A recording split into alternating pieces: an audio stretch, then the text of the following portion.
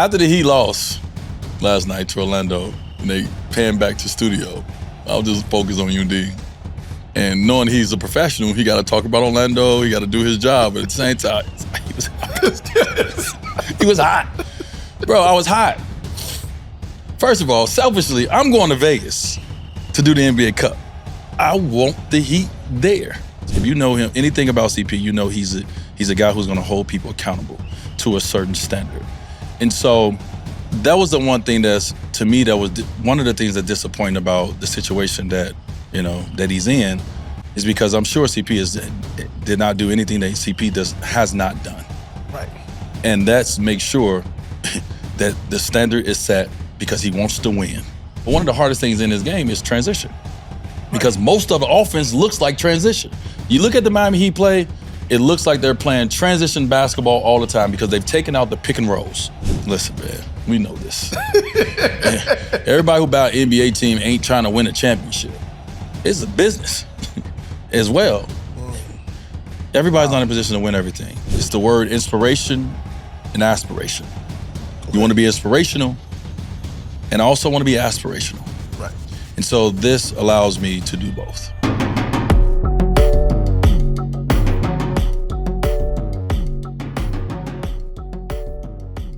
You showed me once where you did, you said you hum before, like to get your voice like beforehand.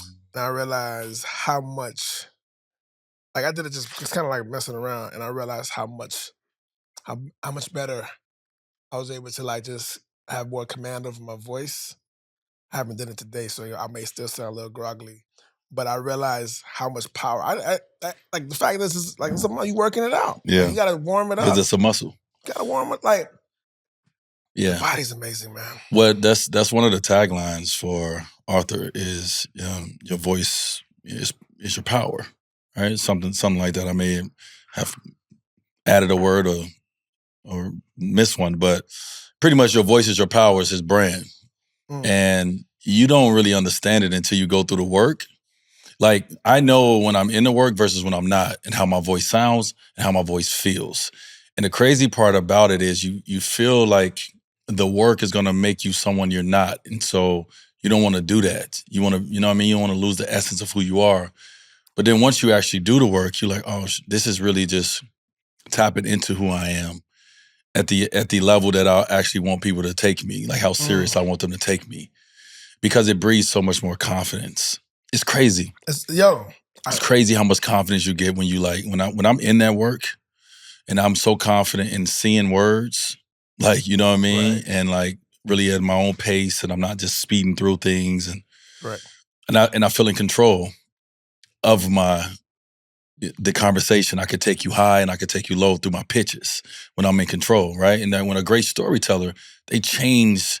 Like when I read to Kav, I'm not just reading like 41 was brought in. Sometimes I'm like, and 41 was brought in with nothing. Like you got to go to these different levels, right? To try to make it, when me and her mom in competition of like who reads the best.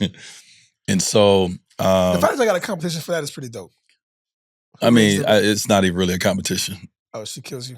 I mean, yeah, she's an actress. She's been doing a lot longer than you. Yeah, she know how to like get in the character. I don't, but I try to have a little fun with it, you know what I mean, as well. Like I try to bring my little personality to it.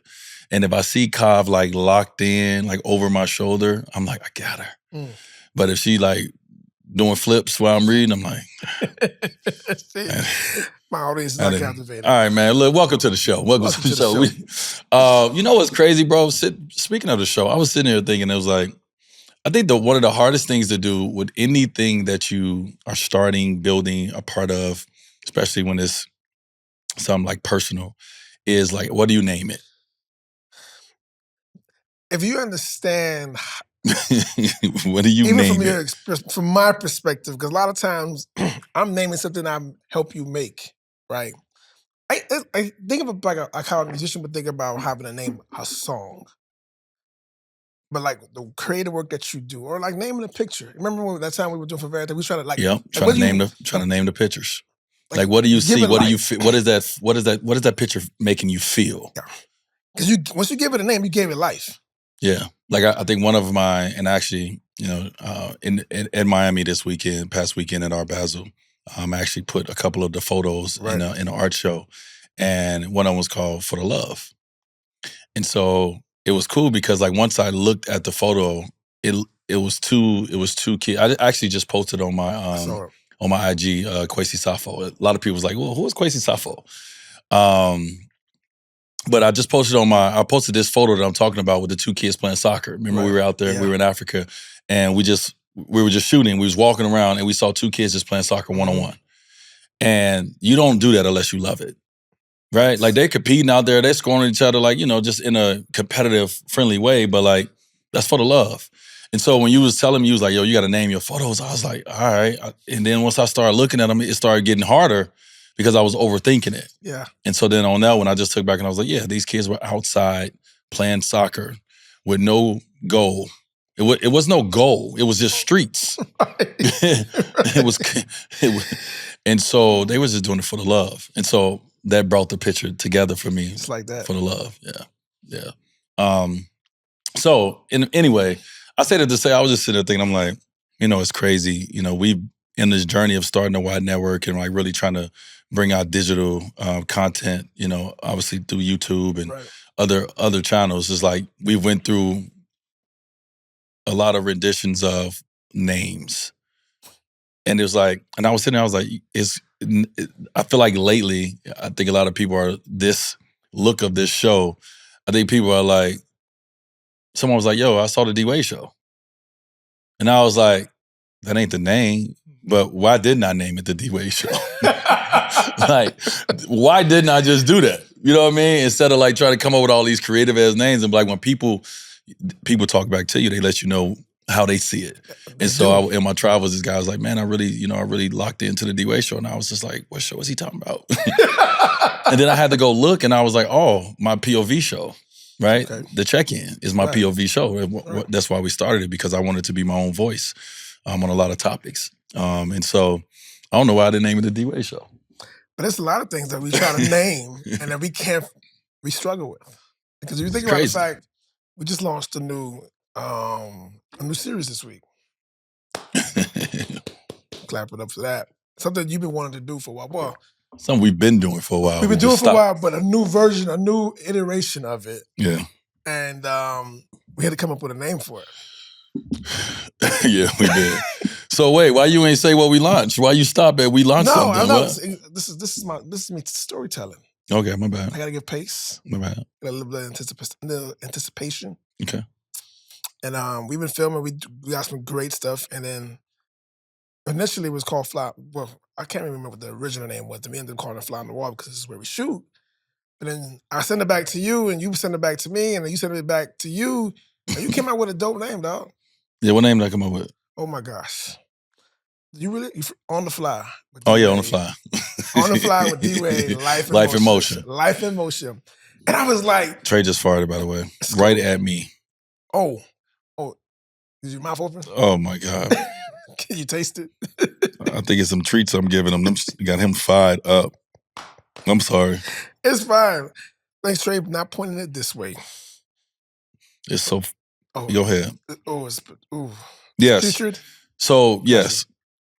On the Fly. Life in Motion. Obviously, we always talk about this being, your work and how when we started this journey, you were, became that fly on the wall, right, which made me comfortable, which made everybody around me comfortable. Now, think about it now. We've been filming for a very long time. A very long time. So that camera being around in intimate moments is not a comfortable thing, especially before the social media era where everybody has a camera now. Everyone has a camera. So back in the day when you was putting that camera in our conversations, you had to be a fly on the wall. You had to be that still and that unnoticeable, no disrespect. Hey, none take you. To be able to get that content and make everyone comfortable, which came up with the name Fly on the Wall. Right. And so when we were thinking about, this style content where I'm going to share more personal, more personal behind the scenes look at my life, and everyone calls it a vlog, we was like, yo, what name we going to come up with? And so we were like, oh, let's just use Fly on the Wall. Right.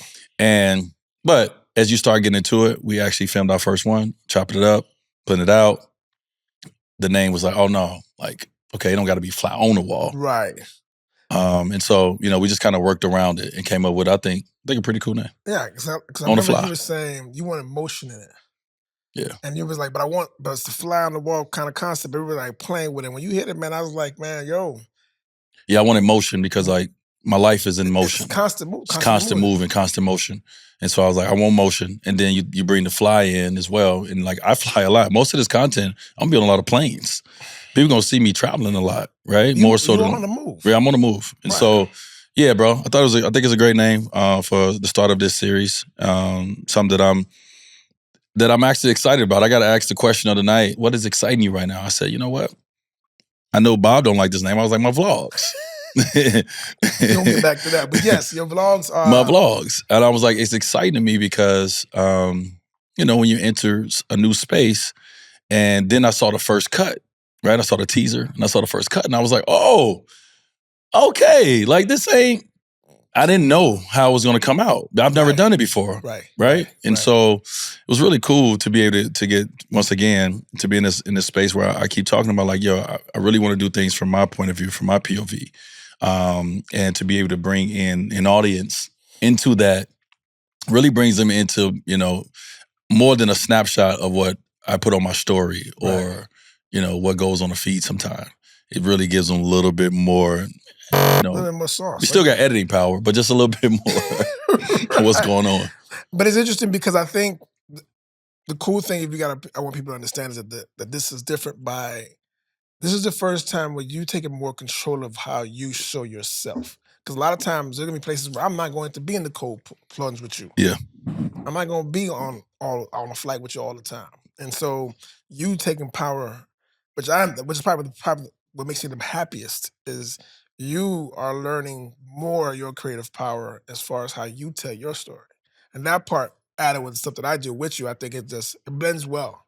And you can tell that's years of experience, because the vlog term, and I'm gonna bring a vote to a question to the audience, but the term of what we're trying to put together, we've done versions of that for so long, but this new way we're trying to do it, by the way you first saw it. Yeah.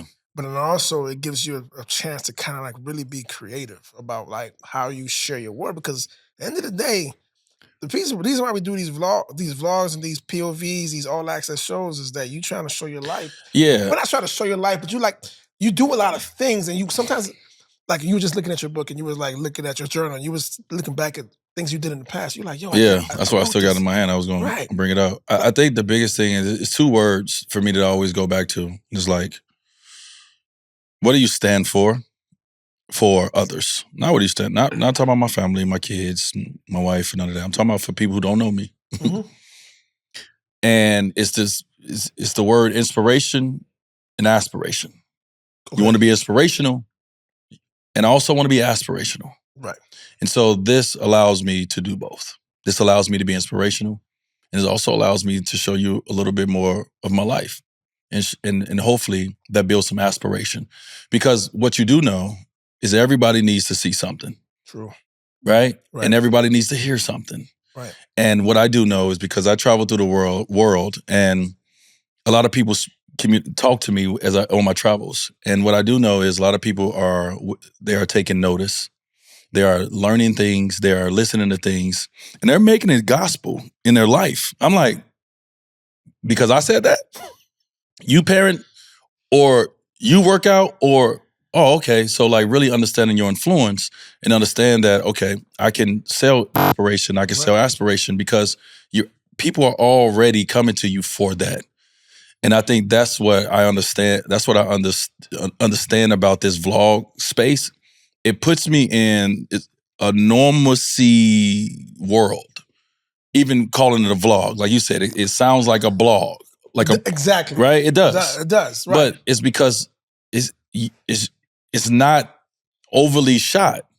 Right. It's not overly produced. It's not overly produced. Right. It's people waking up. It's people doing their routine. It's people in their everyday life. And so, at some point, it's the lore of who you are. That's not going to go away if people really fucks with you. But people connect with you when they see you and them. True. I agree. And see them in you. And so I always want to connect with people. I always want to have impact. And so, but I also want to control my impact as well, as you know what I mean, and really safeguard as much as I can, but also give that access. And so this space allows for me to comfortably be able to give a little bit more of that in my life. And so that's exactly why, I'm in this. Yeah. So now, question to the audience, and this is going to be a vote, because I've been struggling with this word vlog for a while because I feel like it, and I think part of it is because you're almost 50. Yeah. That's why you've been struggling with it, but go ahead. Yeah, and I think when I see vlogs, Stubborn, I'm thinking he's stuck in his ways, old dude. But you know what it is though too, is that I'm like Eric about it, I'm sensitive about my work, right? Right? I'm sensitive. I'm like, oh, don't not. And again, the vlog is not cheap because what we do is not cheap. But I'm like, when I hear the word, I'm like, oh, does that cheapen the work that we put together? Because the work we do, I feel like there's a lot of love in it. And but a vlog is a vlog too. So I can't I don't want to be the old fogey. Like I know I'm sometimes the old head. I get it. So I got the gray hairs to show it. So I'm like, oh, let's come with new names. I'm like, let's call it all access.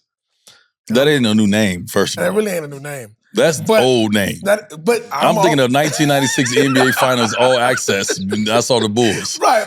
But I was like, let's do all access, right? And I'm like, and then talking to you, but you're like, I don't know if that makes sense. So my question to the group is, vlog, all access, or is there even a new word? Or am I just an old head and this and vlog is just fine? I want to know. I don't know what you think because you have power. I want to know. You have power literally to help us name this series theme. All access, vlog, or a new name. I love it.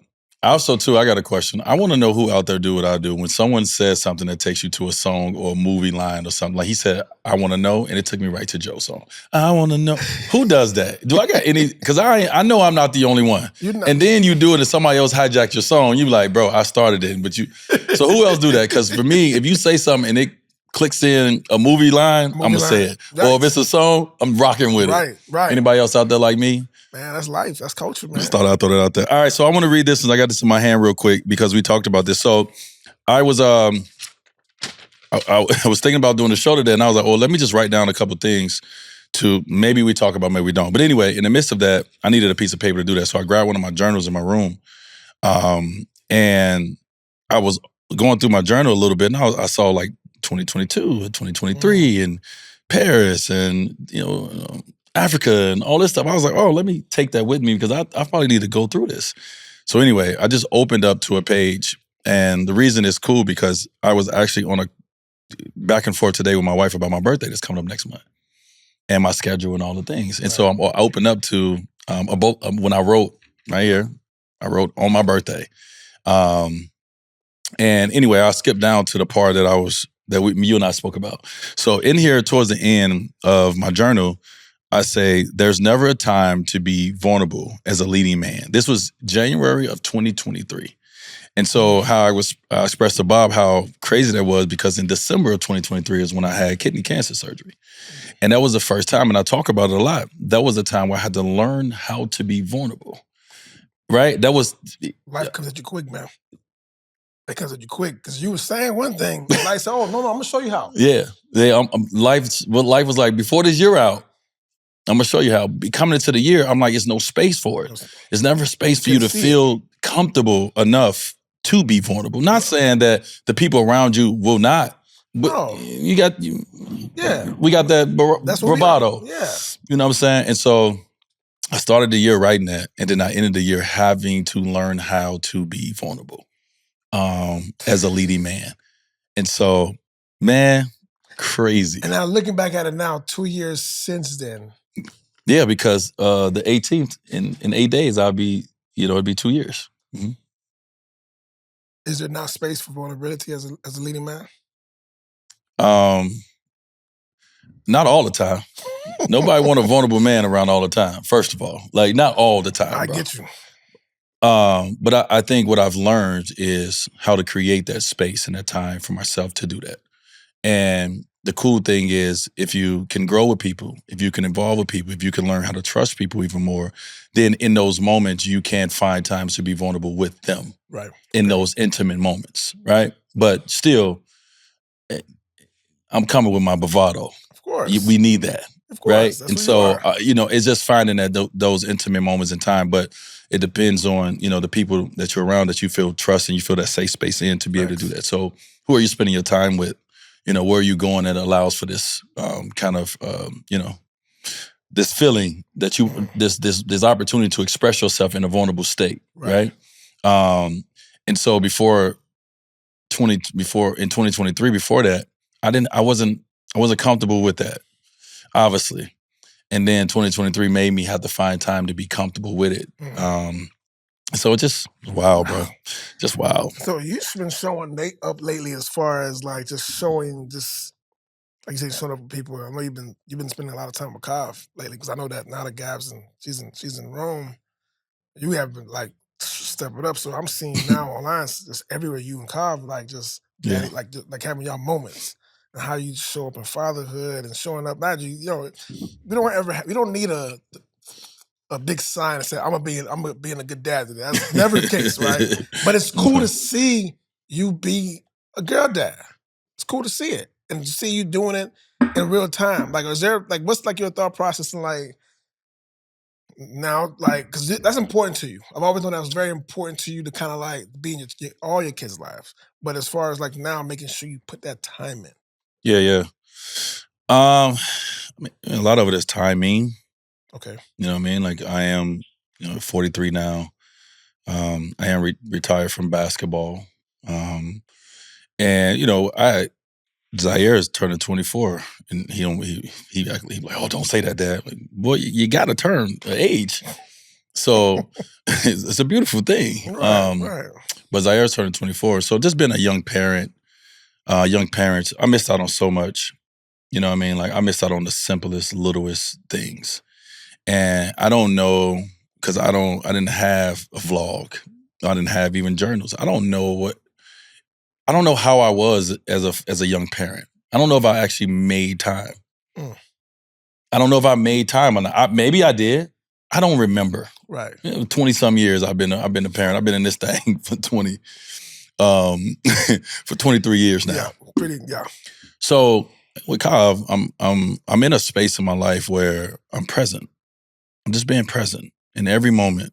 And, and so it allows me to be present and understand what feels good for me and the things I want to do. And, in that case, that's spending time with the ones that I love. And so that little mini me is one of my favorite human beings in the world.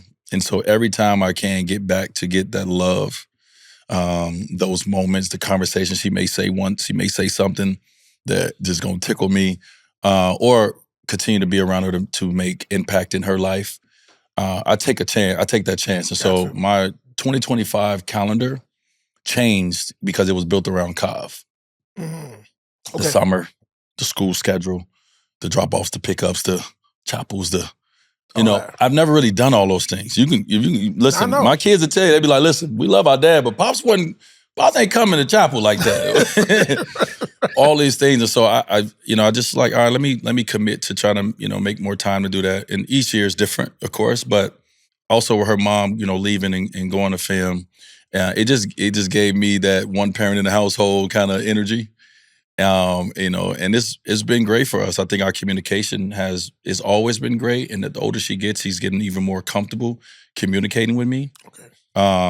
And so, man, I love the little person, and so I just enjoy creating these moments. That, like one of my tattoos say "moments," right?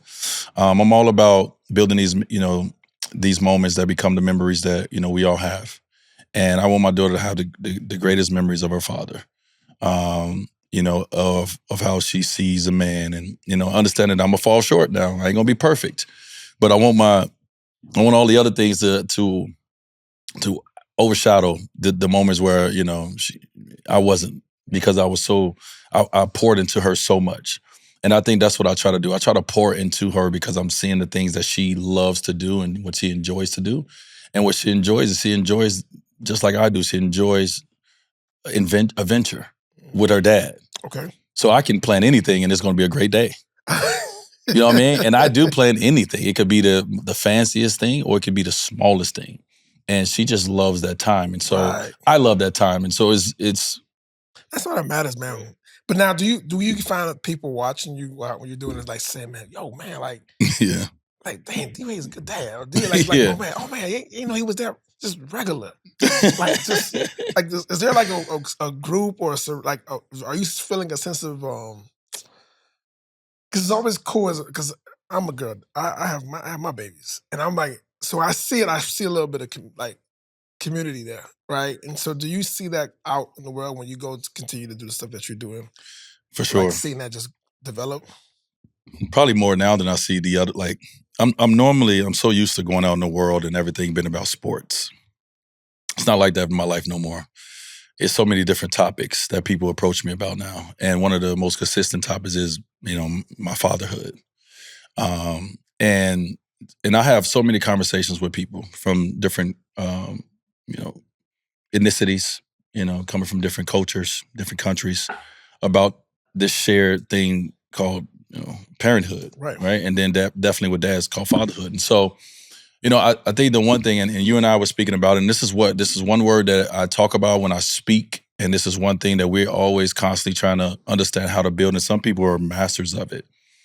But we always trying to build community. We always trying to find community. Right. When I played on the basketball team, I was trying to find my community. You know what I mean? If people go and they pledge when they go to school, fraternity, sororities, they're trying to build and find community. We all are trying to find that, right? When our family, we're trying to build that. Right. And so I always talk about that. And so it's a big community of fatherhood out here. And for me, I'm trying to find how to find my community as I'm now getting older, and in the things that I'm interested in, the things that I wake up every day thinking about wanting to do. I'm trying to find that community now. And so, like you and I were talking about it, just like different ways that internally as a group, we like, all right, what are we going to do that? How are we going to do that? Like, Instagram is not built for that at this moment, right? Like, you got 20 million followers, but you probably got 1,000 people engaged some days. Right. You know what I'm saying? Right. So it's so many different communities out here. So one of the communities is called Substack, right?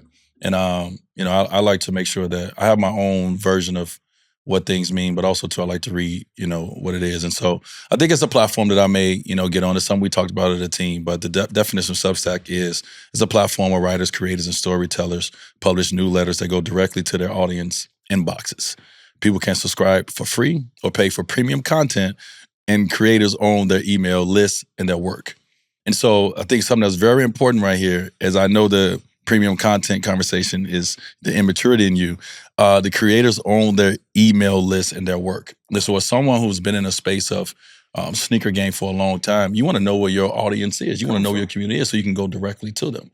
And so to be able to have these, kind of spaces that you can start building community, I think is very important. And so some of the things I would love to build in there is my fatherhood journey, my daddy-daughter dates. One thing that I love that Lisa did a lot, she used to do these mommy blogs, right?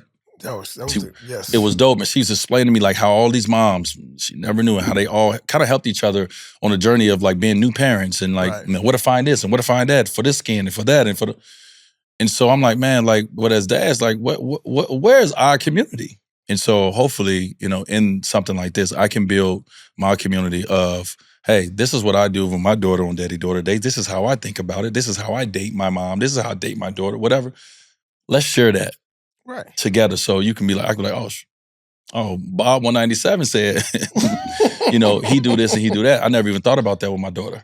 Maybe that's something that I can incorporate in her, or that's a way I can ask her a question to engage her more. Just build a community. Right. I get it. Now, what was you looking like that for? Like you say, so I'm going to just say this. So you have a platform or you have content that people can subscribe to. Let me get this right. I'm saying this right. So you have a platform that you create content that people can subscribe to. Mm-hmm. And sometimes in that content that they're subscribing to, they can actually ask for something more direct. And be like, and then they pay an additional amount for additional information or different premium content. I said, again, sometimes I am getting close to 50, but sometimes the immaturity is. yeah. Well, it's still in there now. It's still in there. I said, but that's so. What did you think about when I said? I thought it sounded like OnlyFans to me. I like OF, right? It's the same thing as OF, because Hey, listen, they making so much bread on OnlyFans. Bro, I'm trying to see how I can get in there. So you might want to. Can I just do like a pec? Anybody like pecs out there? I got 2 nice pecs with tattoos on them. Anybody like tattoo pecs? Raise your hand. I started me a premium. I'm trying to tell you, premium content. But no, but I jokingly said, but although this sounds similar, I jokingly said like it sounds like an OnlyFans. But you know what? OnlyFans for fathers. Well, it's the same subscription model. I love it. It is. It is. Ain't nothing. If it ain't new, if it ain't broke, you ain't got to fix it. No, but that's Tony. Listen, what you think, Tony? I don't know. Is it like OnlyFans? Okay, Tony not focused. What you're talking about? Tony not focused. All right. I got you. I got you. But no, as Trey, you are foul, bro. You like the fact that Trey is just moving around, dropping bombs on people. Yo, Trey, he was just so disrespectful. Trey will move, bro. He is the most disrespectful dude, bro. Oh my God. I'm glad you said it because I was just about to look. Then he gonna move on. Don't stretch and let it out. Trey is an assassin. Yo, I was about to talk about Trey real quick. So this little dude, I'm trying to get some sleep, and this dude right here want to play games. Hey, you couldn't do that while I was gone? Hey, you couldn't do that while I was gone, huh? Now, Trey, everybody, this is my dog Trey. Y'all know my number was 3. Yeah, okay, Spanish version. All right. Oh my God. Yo, it smells like spoiled milk. Dog, baby milk. My mouth was open on that one. But go ahead. So the attention that Trey gets, whenever I take Trey anywhere, everybody go to Trey. Mostly older women who love dogs. They always be like, can I pet your dog, right? And I'm sitting here and I'm looking at Trey. He get all the love. And I'm sitting here like, all he do is sleep, snore, fart. That sound like and everybody think he's the cutest dog in the world. He is cute. And he just sleep, snore, and fart all day long. I love your life. I love you. And he gets the most attention of anybody. Like, what do you mean most? Like, so what is it like when you're out with him out in the day? Like, let's say I'm going to the park or somewhere. Kids, Trey, what are you eating? See? Then we might got to go to the hospital right now. Because you eat something you shouldn't eat. So kids love, obviously, young kids love, because Trey's not big. So he doesn't scare a lot of kids, right? And so they just think he's cute. And so everybody walk up to him and they just want to like rub on him and like play with him a little bit. And I swear, he gives everybody more energy than he gives us at home. Really? Like us, he gives this. I'll be like, Trey, you don't even do that to us. Kav go rub him, he just be like, and then another kid be like, ooh, can I rub him? I'll be like, bro, go with them. It's the newness. He likes new. He likes that new. I get it. Yeah, new ain't. I ain't always the best. He ain't feeding you, homeboy. But right now he got on the little Target hoodie. I love it. I gotta get you some clothes, bro, for the holidays. I gotta go shopping for Trey. Get him a nice hoodie. So now, what's this whole thing? As far as like, I don't have any pets. My wife is definitely afraid of pets. Yeah. All pets. Yeah, she ain't messing. She ain't playing around. If she came here right now, she'd be asking me to put Trey up. Right. You came into our studio. But what is the fascination? Is it because it's like a little, like, because it's so unusual to see an animal with... Look, it gets deep when you start talking about the fact. Obviously, everyone has a different answer, but it gets real deep if you want to go there. But I'm just wondering because I'm like, it's dope to look at, but it's like, I'm like, how did it like... I feel like it's brand. I feel like it's capitalism. Like, you know what? People love their dogs and they cats and their animals. Yeah. They love them like hardcore. Like the fact that you was like, I gotta go get some clothes for them. You know, I think the tough. Here's one of the tough things with Trey though, and I know other people's dogs are like this. One of the things you love about your dog normally is there's no judgment. True, I get that. There's so much judgment in this dog. The way Trey look at you, I'll be looking at a Trey, he'd be looking at him like judgment. I could see it. Ooh. I could feel it. Like in what though? Like in something you wearing? Something like he look at you like just if I'm leaving the house and he's not going with me, he got judgment. He'd be looking at me like I'm not a good dog parent. Like, he just got so much judgment in his face. And maybe that's just my conscience. But anyway, it's a lot of things you love about a pet, right? And like, Trey gets on my damn nerve. I be talking to Trey like he a normal human being around here. And I had to catch myself sometimes, like, Trey ain't gonna respond. But it's part of it. I don't even want you to respond. So you know how in life you deal with people like, I really don't want you to respond. I just want to talk. Right. Well, dogs, you can do that too. They don't respond back. You just get it off. You're like, you hear me? All right, then, don't do it. So it's one of those, it's unconditional love. It doesn't matter. Every day you come in is a new day. It doesn't matter what you've done. It doesn't matter your failures. It doesn't even matter your successes. They are consistent every day. They're going to love you the same way, right? And obviously they love you more when you give them some treats or you take them somewhere. And I said this one day, I was like, man, if I can approach life like Trey approaches every time I'd be like, Trey, let's go. Bro, how excited he be. The motherfucking legs get to moving. He get to wagging. And he don't know where we going. He don't know what we gonna do. But all he knows is that he's leaving the house and he's going out them doors, and don't let him jump in the car. He's pumped. If I could approach life like that, that's how I try to approach life, right? So anyway, it's those things. Like, it's times where I'm up at 3 a.m, 4 a.m, 5 a.m. It's times where I'm dealing with stuff. I'm going through a lot in my mind. I'm in a quiet space, and Trey's right there. Like, he's always there when I'm home and I have him. He's just never not there. And sometimes I'm like, I trip over him. Sometimes I'm like, bro, why you gotta move every time I move? But then sometimes I'm so happy that he's right there, because sometimes you just need a warm body in the same room as you. That's it. Bro, I need you to... You just might have just sold me on the dog. I ain't gonna lie. You might have just sold. I'm like, for real. Like, I'm like, damn, I might need one right now. Just to listen. His ears perk up when you talk sometimes. You like, man, I just need to get this off. You know what I mean? Man, I go, you know what? Thank you for that. Thank you for that. Thank you for that. But now, you're talking about failures. And I don't want to, this is a weird segue, but last night, we were watching TV and some games were happening. And we were thinking one thing was going to happen. Something completely different happened. Yeah. We was watching the NBA Cup. NBA Cup games last night. And you talking about the Heat game? Yeah. I'll be looking at UD on TV. After the Heat lost last night to Orlando, and they panned back to studio, I'll just focus on UD. And knowing he's a professional, he got to talk about Orlando. He got to do his job. But at the same time, he was hot. He was hot. Bro, I was hot. First of all, selfishly, I'm going to Vegas to do the NBA Cup. I want the Heat there, right? Like, I got a lot of people in the organization. I like to get a drink with y'all. I like to catch up with my people. All this good stuff, selfishly. But also, too, you know, you want your franchise to be, you know, in these moments. I was pissed off watching the effort last night. I didn't like it. And lucky I ain't go to. Take his phone from him, please.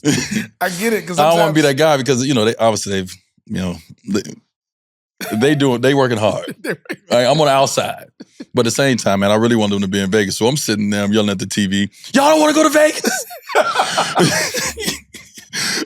I got some on my vlog, by the way. I was making sure that I had my DJI when I was in my room watching, but I'm like, y'all don't want to go to Vegas, dog? Y'all don't want to go win this money? I need better effort.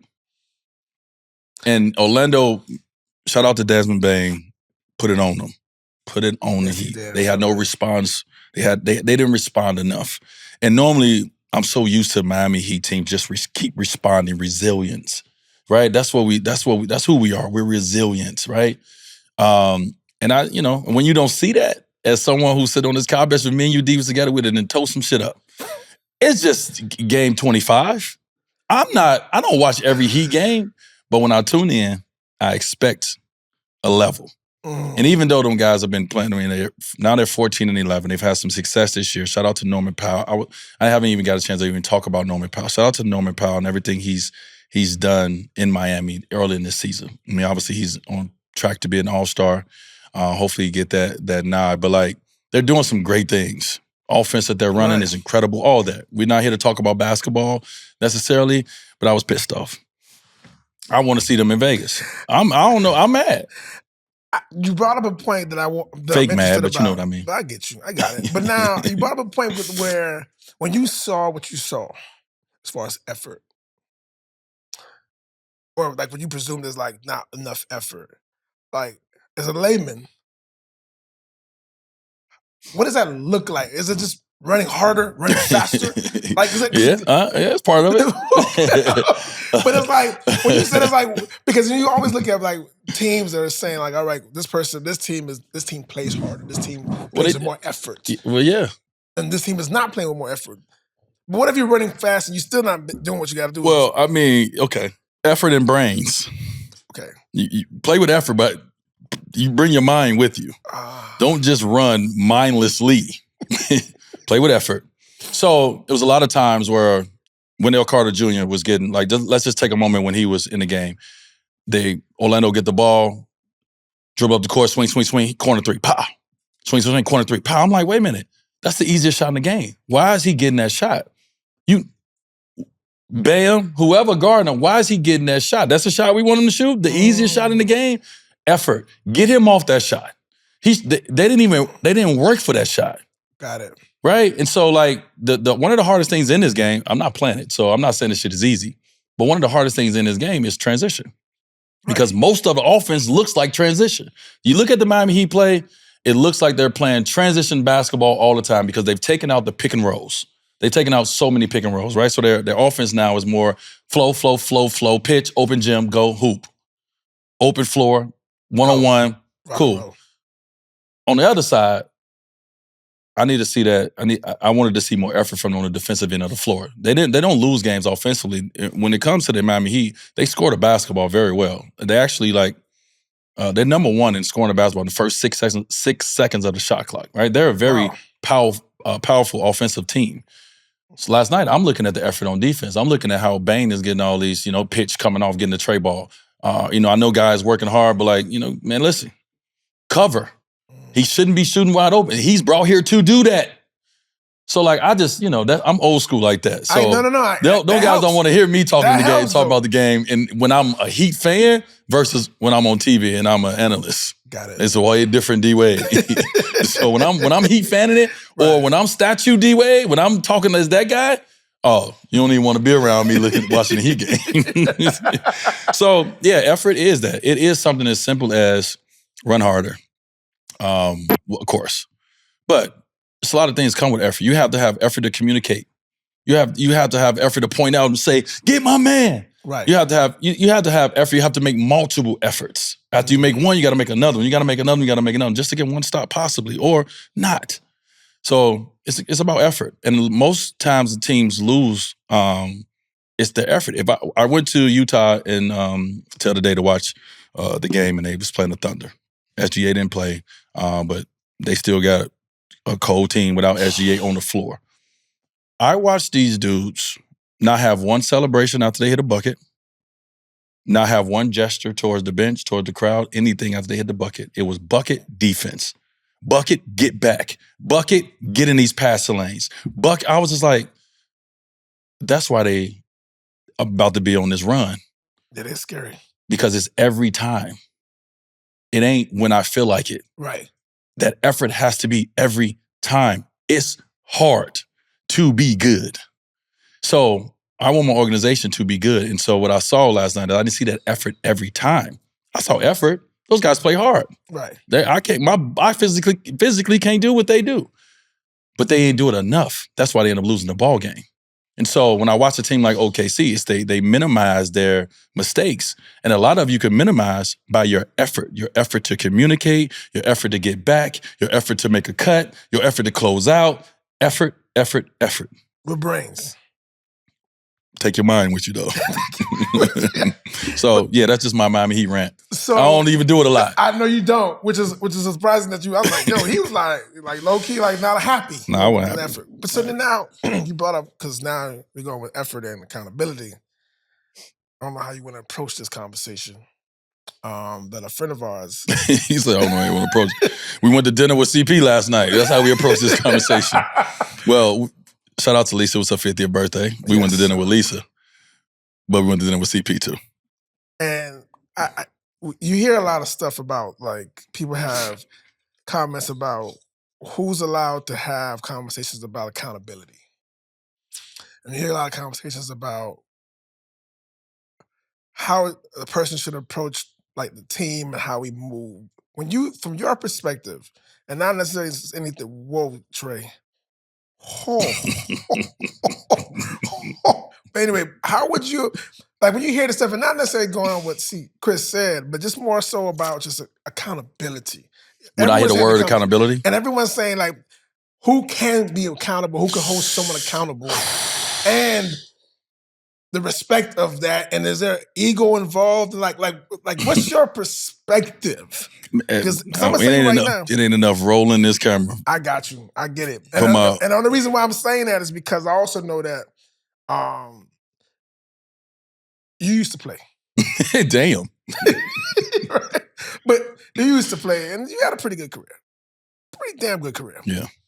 And you've been in one place for a while, but you made some other stops along the way. Yeah. When you see Miami basketball not being played like Miami basketball, you were upset.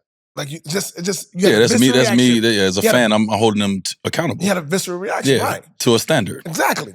And because you are used to, or you like to win. We know Chris likes to win. Ain't nothing wrong with that. That's what you want. He's a winner. You want to win. Yeah. And he's playing the position where that you are meant to lead a team. So now, mind you, Chris is, this is his last year out, and he wants to get out. But now, when you watch and you hear from people saying who could be and who not could be accountable, or like players should like each other or not like each other, like, when you see this situation, what is your thought process when you're seeing, because a lot of people have a lot of comments on it and opinions on it.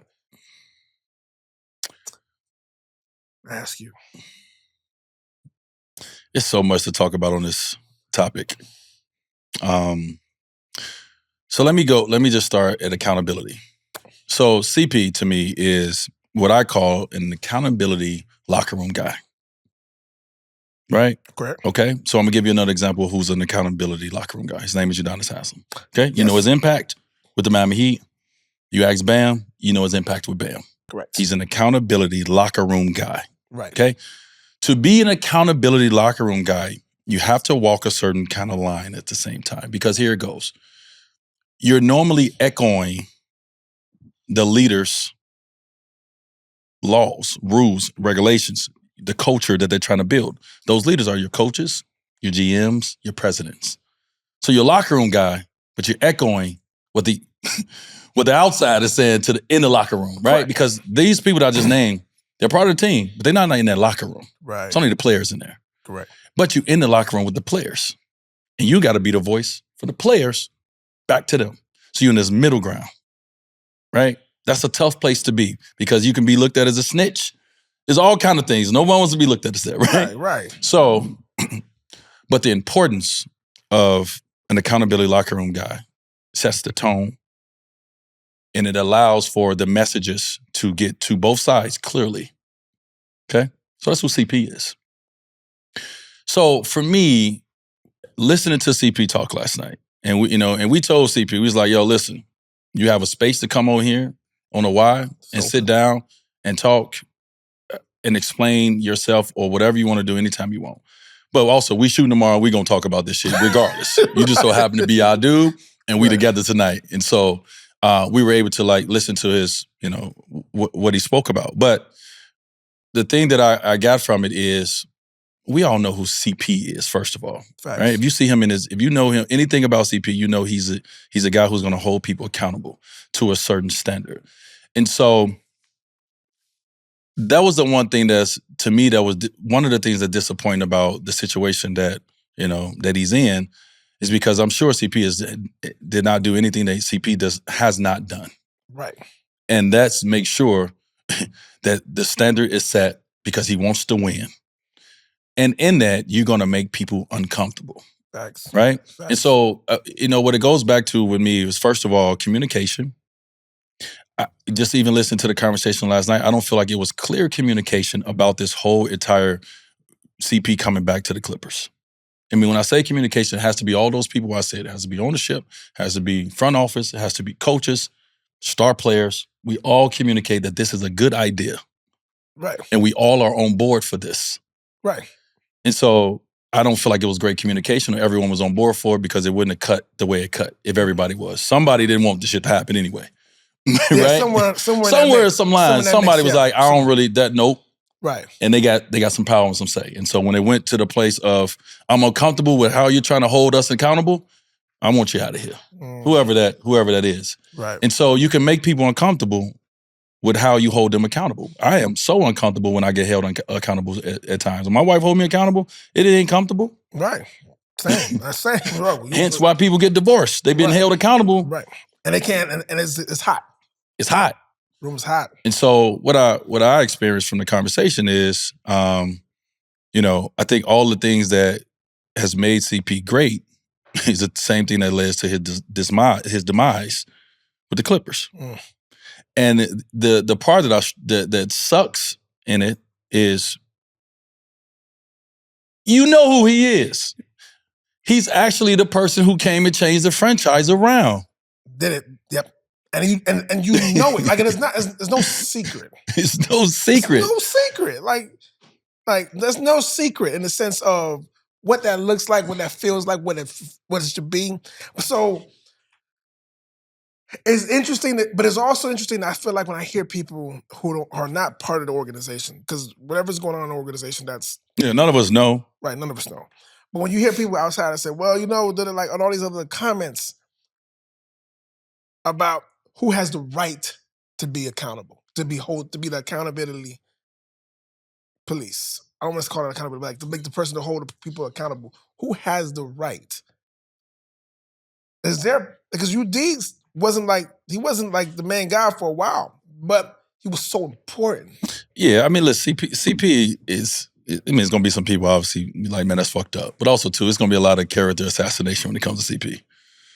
Because he has that, you know, he got that little man complex, right?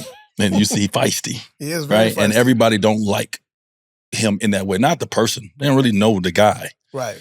But the basketball player, the guy that's out there, like, CP and roll the tape, man. It was CP and I done got into it on the floor. Like, hey, you do that again, I'm at you. Right. We gonna scrap, right? Like he's a competitor in that sense. Like he would do anything to win. And so in the sense of that, you kind of quiet the noise of everything because there's a lot of character assassinations going on out here, first of all, right? And so to me, it's not about that per se. And it's just more so of like, y'all have one job. Y'all had one job. And if y'all wasn't up for that job, then you shouldn't have even been in the business of Chris Paul. Right. You had one job as one of our legends to walk away from this game gracefully, dog. Right. That's all we asked for. This guy, DeAndre Jordan, Blake Griffin, Chris Paul, they changed a organization, a franchise that was synonymous with losing, synonymous with laughter and jokes, to a place that you had to come in and you had to respect. Okay. A guy that's up top making decisions was on that coaching staff when they did that. So they know the player. Right. So you bring him back. You bring him back to make sure that he can go off and ride off on the sunset and get the flowers thrown at his feet like Coming to America. Right. But right? Yes. So you have one job. One job. For the sake of our game, for the sake of our legends, for the sake of the people who are walking into the Hall of Fame for this game, you have one job. So you can't tell me that a person, if HR ain't a part of this, if he wasn't fighting no teammates, if it wasn't some like a real personal thing that was happening and it was just basketball from that standpoint, you can't tell me y'all could not get to the end of this job to make sure that one of the legends and the GOAT of that organization walk away the way he's supposed to walk away. Right. You got 4 months, dog. The season is a wash. Let's take something positive out of this season. Right. Chris Paul, let's go. We about to put something behind you. Right.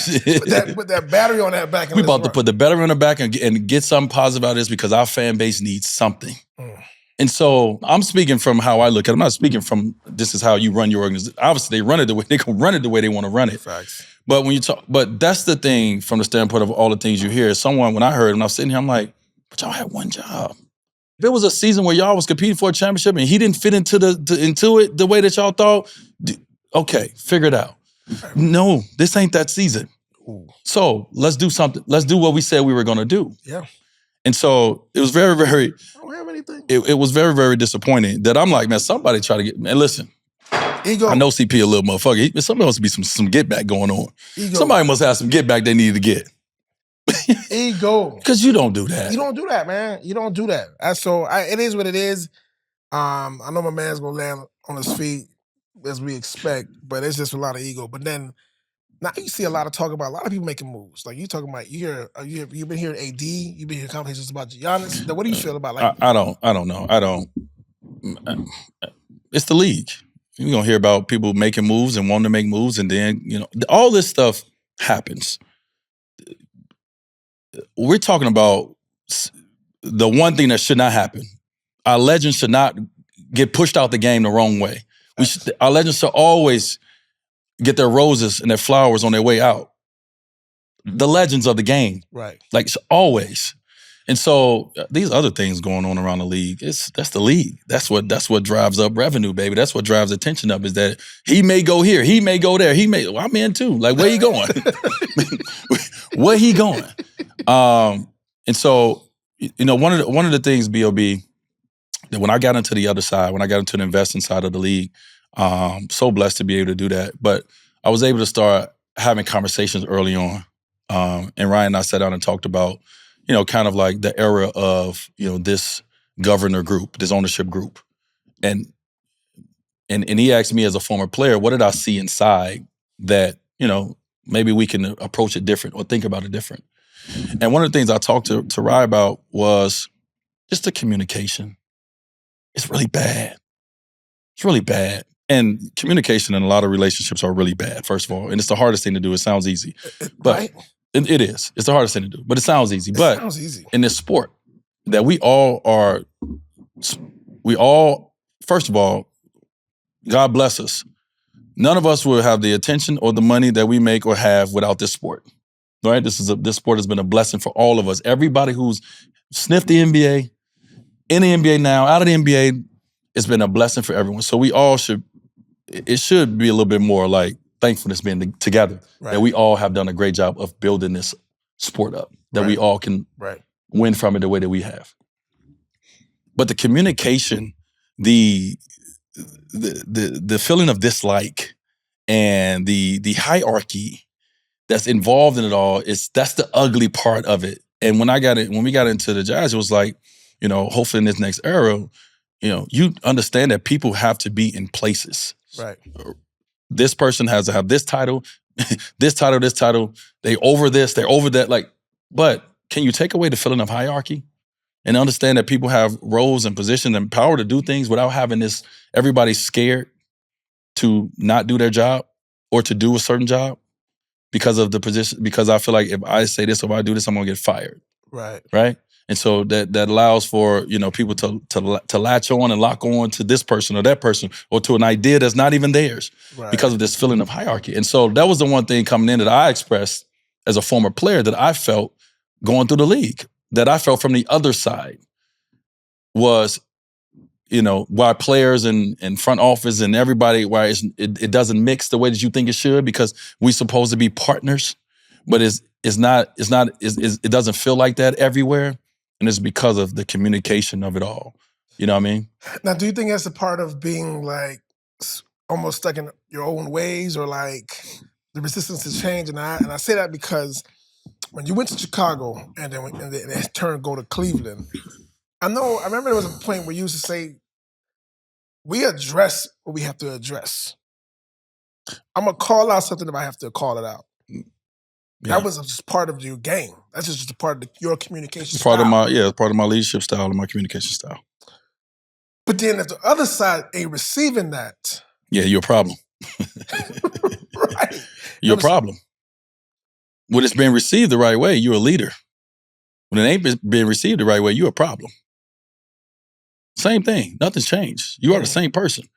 When I left Miami to go to Chicago in my quick stint in Cleveland, I was the same person. I was the same person who everybody talked about me winning 3 championships and everything and how I did and how I was a leader, how I was the most unselfish superstar, all these things. Nothing changed. But I went into it was some different ears heard the things that I said and how I said and how I moved and what I did. And so I was a little bit more of a problem when I got out of there. I got suspended in Chicago. I remember. I got traded from Cleveland. They got my ass up out of there. because of my communication style. Right. My communication style is not everything in every time and every moment, but when it's time, it's direct. Right. And then when it's uncomfortable for someone, is that where the hierarchy comes in? Like, well, listen, you may be right, but I have more power. Yeah, or you may be right, but I don't want to hear it because I have more power. You're going to be right over here. You're going to be right somewhere else, i.e. trades. Some people, like some players want to get out, some people want them out. And so when C was talking last night, it was crazy because a lot of my career, I don't even think about some of those moments. You get further away from it. You just really think about the highlights more so than anything. Facts. So I think about Miami more than I think about anywhere else. I'm thinking about Chicago and Cleveland. Right. But as he was talking, I started thinking about Chicago and Cleveland. And I was like, that feels like what I was dealing with. It's a little similar. I got a chance to go back to Miami and end it the way I wanted to end it. And a lot of it was because the relationships was already set there. My head coach was in position. It was Eric Spoelstra to be able to help me go out the way I wanted to go out. Hence why I came back in that 16th season, because when I got back, what'd I say, Bob? I think this is it. Yeah, because I started feeling the business side really start kicking up, right? And they didn't like how I communicated at times. And I didn't like that I had to communicate the way like that at times. And so you become a problem and you get dismissed when your talent is not greater than the problem or the threat that people perceive it as. My talent wasn't better than the threat that I would perceive because I'm coming in saying things or addressing things or this ain't what we do here. Got it. It may work in Miami, but it don't work here. Hence the sweaters. Miami, I'm not for everyone. I may be for Miami. Remember that? Remember the sweater? That's it. I ain't for everyone. I realized that when I left Miami, I was like, I ain't for everyone. Because my communication style is a little too direct and a little too uncomfortable. Because I have a standard. But shouldn't winning trump all? Everybody ain't in the business to win. That's a misconception, first of all, about all things of life. Everybody is not in the... Listen, man, we know this. Everybody who buy an NBA team ain't trying to win a championship. It's a business as well. Everybody's not in a position to win everything, right? You're not going to win. Everyone's not going to win, first of all. So some people are okay with that.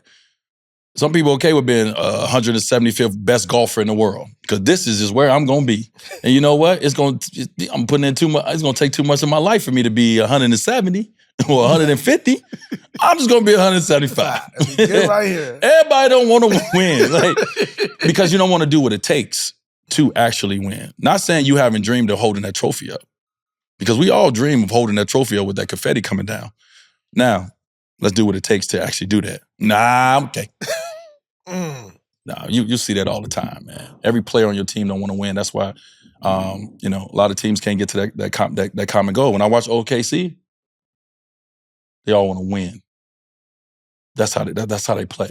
We're gonna do everything, and we're gonna do anything and everything that coach said and what it takes to win. That's why they play that way. And so, no, bro. Everybody don't want to win. So, that's why you only got a few franchises that do consistently win. Not the one pop up here and there, but consistently win. Because they do what it takes to put themselves in position to actually win. And everyone doesn't do that. Good or bad. So, no.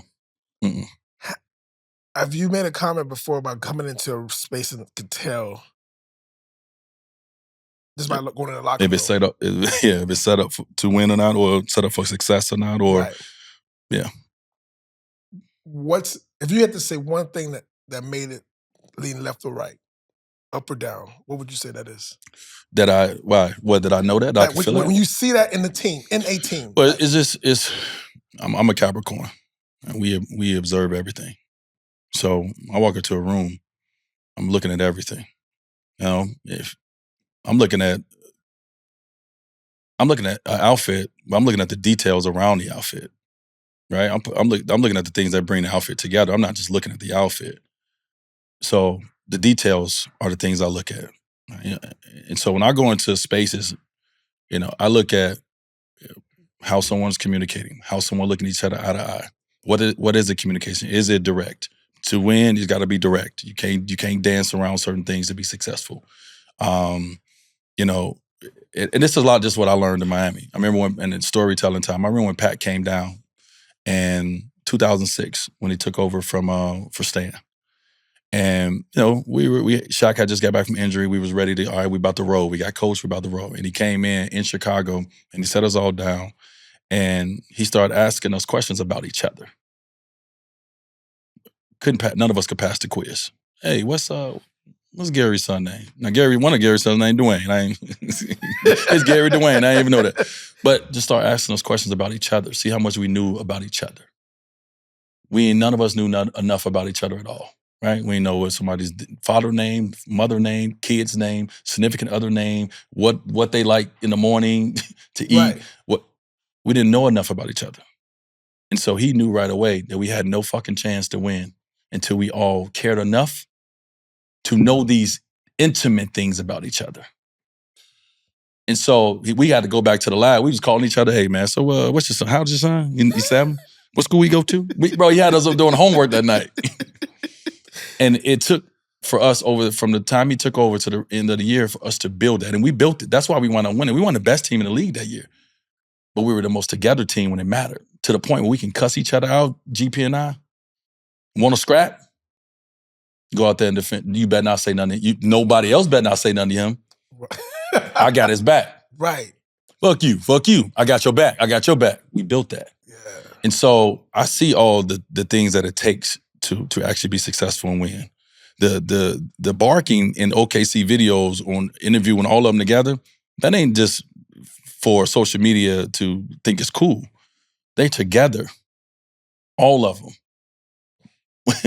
every time, right? Damn. Yeah. And so I just look at those little things when I go into spaces and I try to see, and I'm like, oh, they got what it takes. Or they got some of the things they need to actually be successful. When you walk into some place, you be like, oh, this ain't gonna be no good sandwich. What kind of bread y'all got? Y'all only got a couple. You only got turkey. You ain't got y'all ain't got no sides. Damn. This sandwich gonna be dry to them up. You know right away that sandwich gonna be dry by what they present you with. They only got just yellow mustard, no honey mustard, no. You ain't got no options. No options. You ain't got no options. You ain't got everything. Like, you know what I'm saying? Like, you ain't got everything set up. So I'm like, ooh, I got everything in here. Like when I go to Subway, I know I can get a bomb sandwich because they got everything in there. I see it all. Now it's on me to put it together. Right. You walk in and they ain't got nothing but you just got rye bread. You ain't got sourdough. Like Right. So, when I walk in, I get to see what they have. And, and I can feel it. And you can see togetherness. Jason Williams, J. Will. What's J. Will? White chocolate? White chocolate. And they were asking, would you want a max contract or your championship? And whatever you made, naturally. And he was like, I want the championship. And do you think that's more of a person that knows what it takes to win that, knows that feeling? Because not everybody's going to say the same answer. Because everyone first was like saying like, no, I'm going to take the max contract. Like the other panelists that were on there. Nah, everybody got their own wants out of it. Nah, you ask Gilbert that question, what Gilbert going to say? Oh, he want that money. Gilbert going to take that money. Gilbert going to say, you can take the rings and you know where you can shove it. Right. Right. So it just depends on who it is. I think J. Will, like shout out to J. Will. We about to be back in Miami in 2026, celebrating our 20th anniversary of us winning that championship. Yes. This thing goes on and on. Now that money goes on and on too if you invest it right and you do all that. That's something he said too. He said if I invest it right, I can make my money stretch. Yeah. I can't just make a championship. Yeah. I mean, what's for you is for you, man. How you look at it, how you view it. I don't feel like a person who needs to comment on that. Like I don't All right. You know what I mean? Like, I approach my career different than someone else who played the same position me maybe approach their career. And I always tell you, it doesn't mean that, depending on the fan base, it doesn't mean that they may think that's more successful versus this more successful. Depending on how you look at and view things. You can view success by points. You can view success by assists. You can view success by how much money a person made because they got to the max contract. Whatever you view it by is how you view it. And so that's how Jay Will views it. Yeah. That's a school that I come from. That's how I view it because of how I grew up watching the game. And the person I grew up watching he won 6 rings, and you got to do this and you got to do that to be considered this. That's how I watched it. That's how I took it. Doesn't mean someone else took the same thing out of it because we all don't have the same win. Right. Some people win is getting drafted, getting their mom out the hood, making a family, whole again, whatever. Everybody has different wins when it comes to what they're trying to get out of the game. And so that's what Jay Will was trying to get out of the game, hence why he came to Miami, changed his style of play. Besides, that year was a model citizen. We know how it ended, but did everything he could to be a part of a championship team because that's something that was really important for him in his career, and he accomplished it. So it was really cool to see him do that. So you was in Miami. Now, you was just in Miami last week, right? Yes. As I said, I was at Art Basel. Yeah. So you was displaying art? Was that your only goal? Man, I was in Miami for 32 to 36 hours. I don't know, something like that. It was a real quick trip. But I went in for D-Wright and I's second year doing, now it's annual, our golf event. I've talked about it. I've worn it. We have a golf brand that we personally started called Ace. Right. Built off our hole-in-ones, which is in golf called the Ace. Right. So, over this last year we did our first golf event doing Art Basel, and it was just like, so many brands there, so many, people there. Like, obviously DJ Khaled does his now doing that weekend. Malbon did theirs this year doing that weekend. So it's a lot of people that love the golf, and and so it's a great weekend to do it. So we did it last year for the first time, and after we did that event, we went off to try to continue to build Ace and what Ace is going to become. I think people saw the video we put out. I did the Ace Cup as well. Right. And recently we just went to D-Wright birthday, and we just really start announcing that we're going to do an Ace Golf Club. So these like different places and different ways to show up in golf. So in Miami for Art Basel, that was pretty much, our Ace Golf like foundation event in a sense, where we're bringing awareness, and we're trying to obviously have sponsors to be able to pay for the event, but also have money to go to programming, because what we want to do is we want to be able to provide the opportunity for minorities to play this game of golf. And there's programs out there that we, work with and can work with to make sure that this happens when it comes to places to golf, when it comes to coaches, when it comes to learning how to golf, when it comes to clubs. Being able to afford clubs. Golf is a very expensive sport, and it's getting even more expensive. Yes, it is. And so, that's one arm of it. And so that event that we did was for that. And it was a second event. We had a roughly like 70 to 75 registered golfers. It was really cool because you see the growth from last year, maybe having about 40 or something like that, to now 70, 75 registered golfers. And just like everybody, just trying to understand the mission. We all are in this space. Some of it new for some of us. Some of it been for a very long time. And just understanding how beautiful the game of golf is and how it's a tool for life. And, as people who have the opportunity to be able to help in this field, let's see what we can do. And so that's what we're trying to do, is what we're trying to build. So I went in for that. And then at the same time, I had an opportunity to show some of my art, some of my photos, things that I'm passionate about. People know I post a lot about my camera. I'm traveling with my camera everywhere around the world. I'm going to shoot. I'm taking it. I'm trying to learn a little bit more. I'm trying to take it more serious. And I had an opportunity just to showcase my art, out there. Odell Beckham was doing like this present series at Art Basel, and I was able to put my stuff in there. How about some Bears? Yeah. How about, we actually too. Shout out to our Bears. Man. Oh yeah, I think we're 9-4 right now. Yeah, y'all doing y'all got something going on. No, we're building I think most importantly, like everybody always be like, Super Bowl. It's not about that. We're building a foundation. We're building an expectation for ourselves. We're building, a standard right now. And once you build that standard and you have those standard carriers in the organization, then they don't allow you to dip below it. And so that's what we're now building. That's what we haven't had in a while. And it's a lot of instability because of that, right? Coaches in and out, right? Different people in front office. So now what you see is hopefully stability coming. You see us building a standard that you know we can build on for the next 20 years. When you got a quarterback, first of all, when you get a quarterback, that quarterback got a 15-year run. So we got a quarterback that we can build around for 15 years. As long as we protect him, he can stay back there. And we got obviously, shout out to Ben Johnson. We got a coach that's come in and put that culture in. And so now we have a standard. And I'm excited because I'm like, oh, we about to be in this for a while. I'm impressed. And now, but also in that same breath, I'm also looking at, I was happy to see Shedeur got his chance last week. Yeah. Shedeur! But did you see it? Do you have any thoughts on that last play?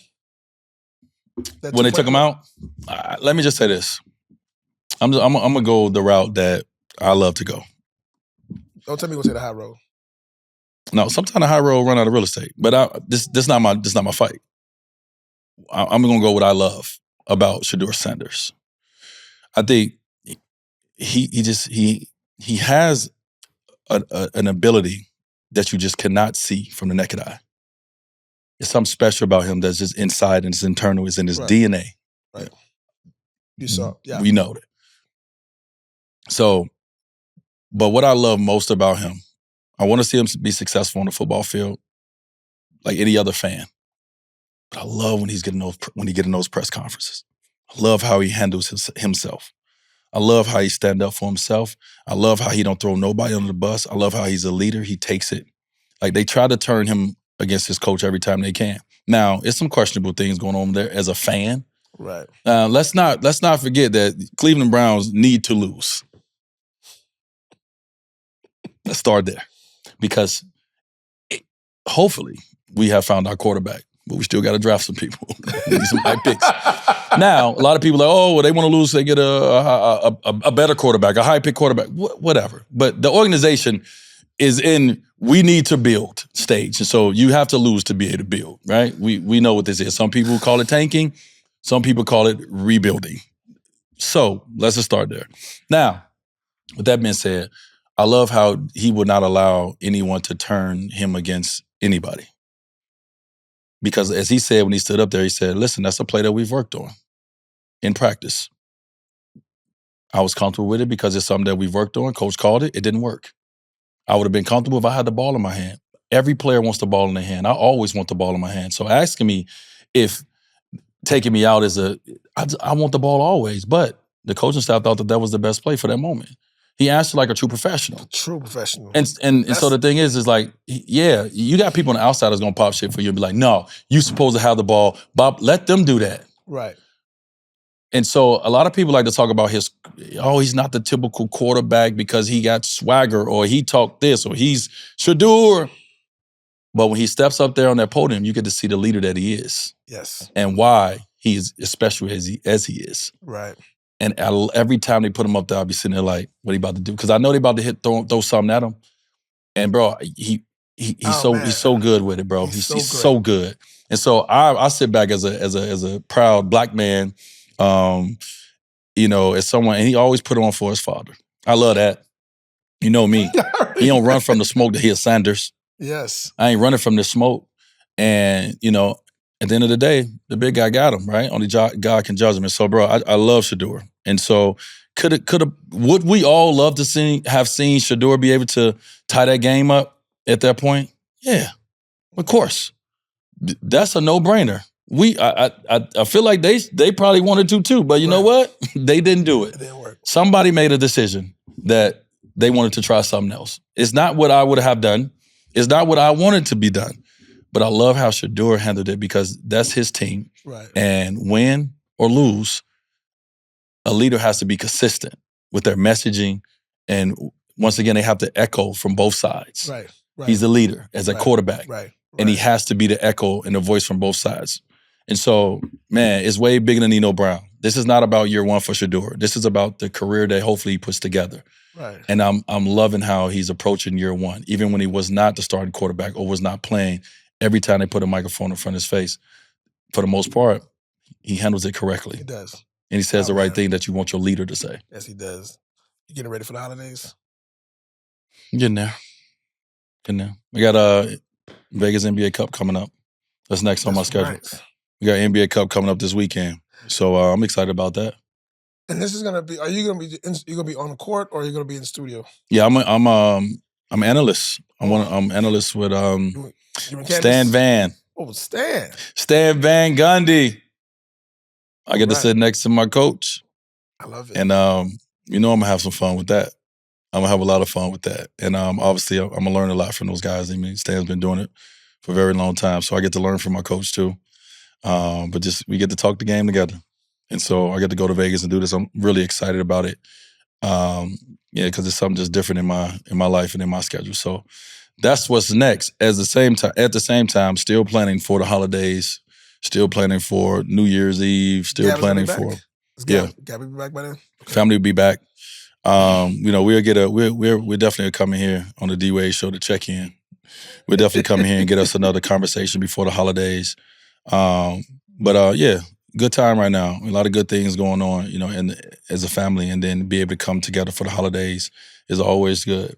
And we just pray that everybody make it to the holidays safely. Exactly. But before we get off this joint, you landed your plane, brother.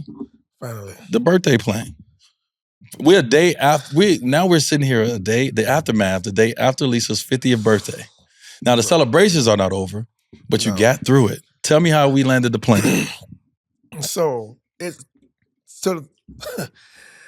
is my check-in, technically. Then we checked in and the plane is officially landed, and we got a destination. We're going on a trip. We're going on a trip with just the two of us.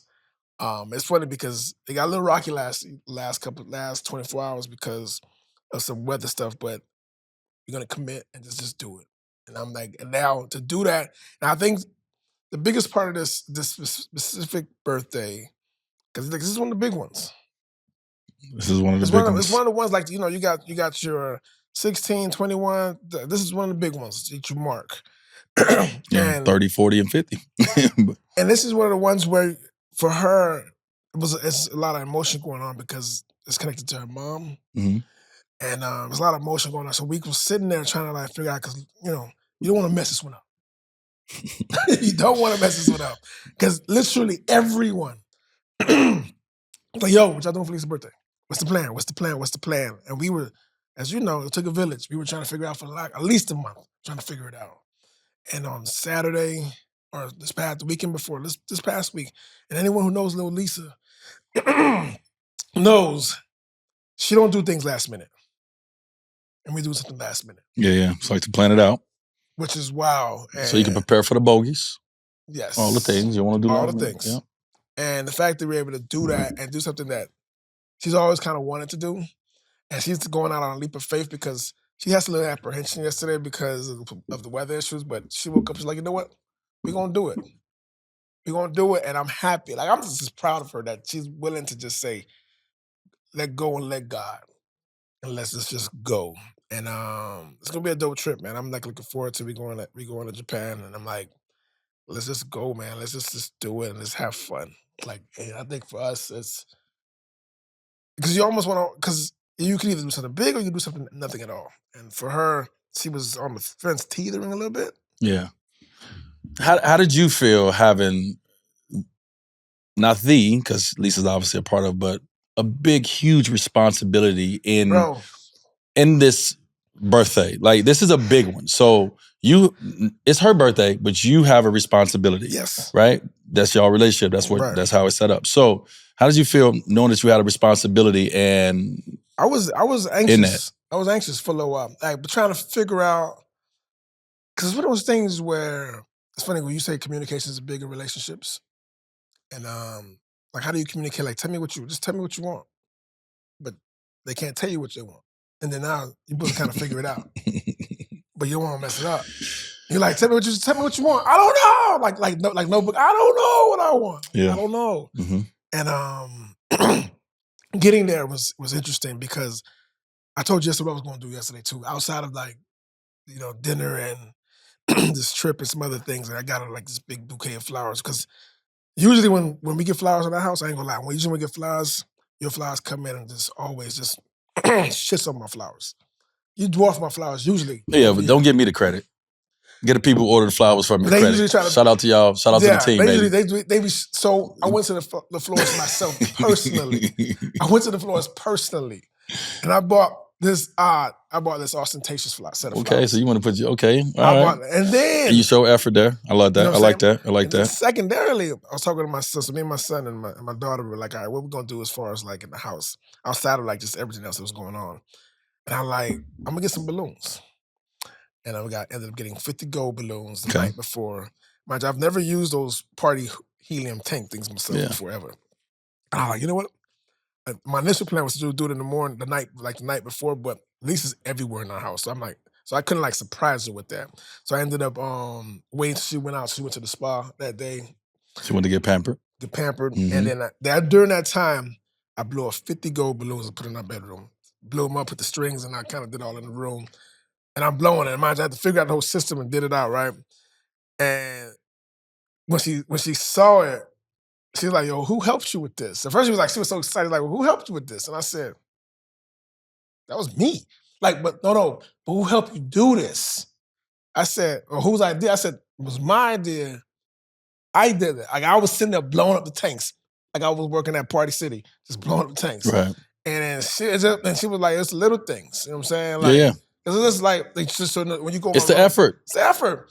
And I was like, it reminded me like, it reminded myself to be like, yo, shit, maybe I need to put more effort just in general. Like, life and relationships become, especially relationships, it becomes about the big things. Right. Right. The little things it fades away because the big things are so big and the bills, the kids, these things become so big that it takes away from, the extra energy, the extra attention that's needed for these little things. That'll be in my Substack too, by the way, if y'all want to come, I'll let y'all, because I do this.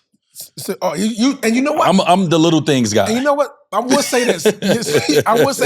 You have inspired me a lot on that. I will give you credit on that. I follow your OnlyFans. I mean, I'm gonna follow your Substack. Chest out. I was like, yo, D, I almost actually thought of you. You tapped into me. I tapped into, all right, that's what I'm saying. I was gonna say something kind of crazy. I tapped into I heard. That's why I stopped you But I tapped into it, and I was like, yo, this is something that D would do in the sense of like just how you almost, because I've always appreciated or just marveled at how much you always think about the little smaller things. Where you would think, oh, I'm gonna just buy the biggest Birkin or buy the da-da-da-da. No. It's a little small, like it's gestures. A time and place for that. Right. Definitely a time and place for that if you can afford it. But sometimes the smaller gestures, you know what I'm saying? And I saw that. I saw that in real time. I almost forgot. Because that was something that was like my bag when I was younger. That was my bag. Yeah.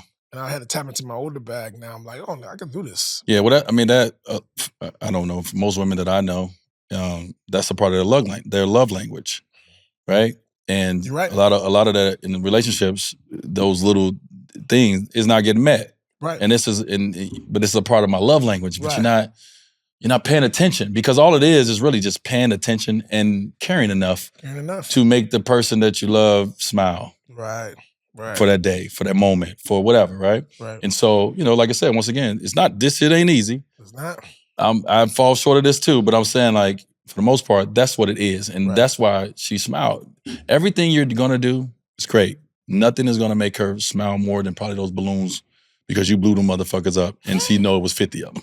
Right. But yeah, I know you got bonus points for that, because I'm sure she's looking at how did you get them joints up there. She kind of figured out, because the thing is, when you won't physically blow into a balloon and it floats, right? So there had to be some. I would act like I did it. When she walked in, I'd have been, I done blew up all these balloons.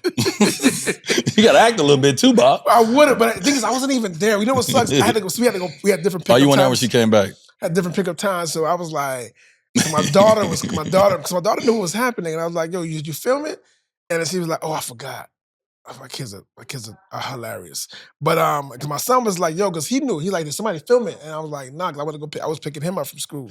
And he was like, we were like, nah, but she knew that effort was there. Like, just that alone, because they were all over the room. Yeah. Like, it's 50 balloons. Yeah. So it's literally all over our bedroom. And it was just cool visually just to see. And I was happy that of all the things that we're doing and have done, like, that one's probably hit the hardest. I think that's that's a good message, right? Especially as we get to the holidays. When you think about, and it's all just really sitting down thinking about,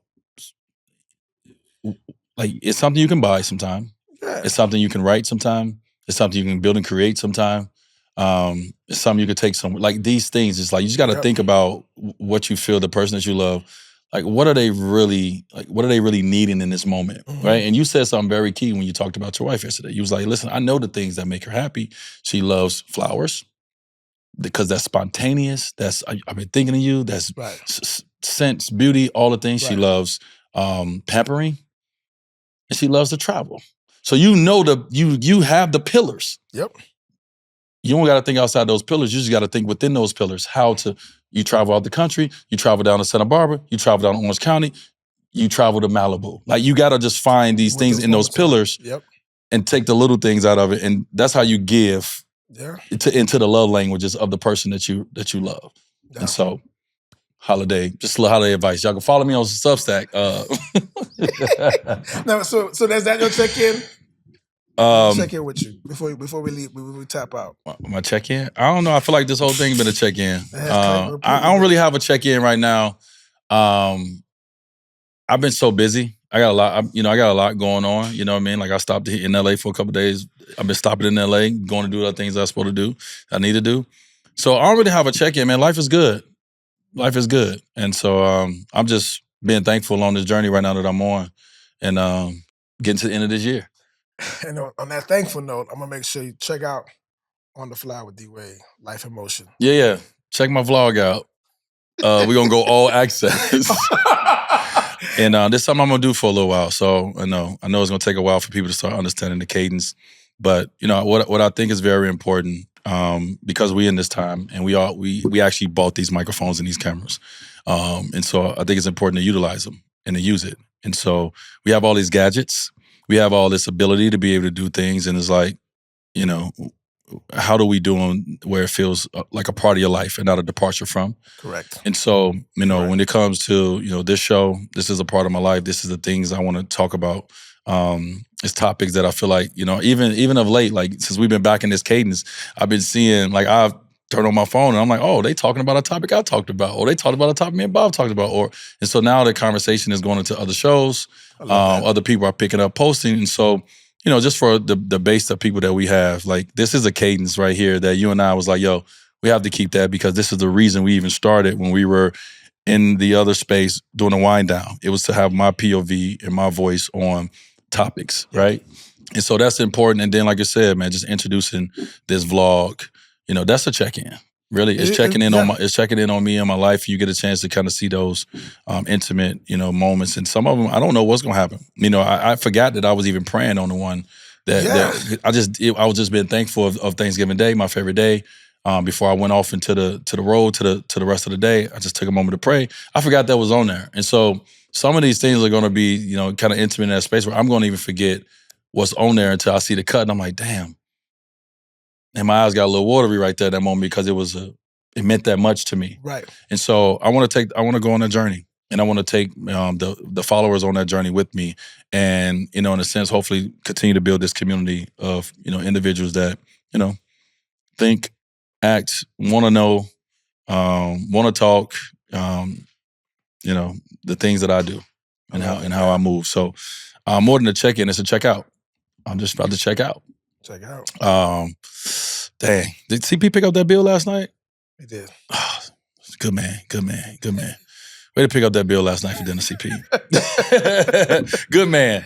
But yeah, man, all in all, we're gonna check back in, like I said, one more time before the holidays, before we, get to celebrate and get to the Christmas and the New Year. But I'm excited, man. So I see y'all on TV. I see y'all, hopefully.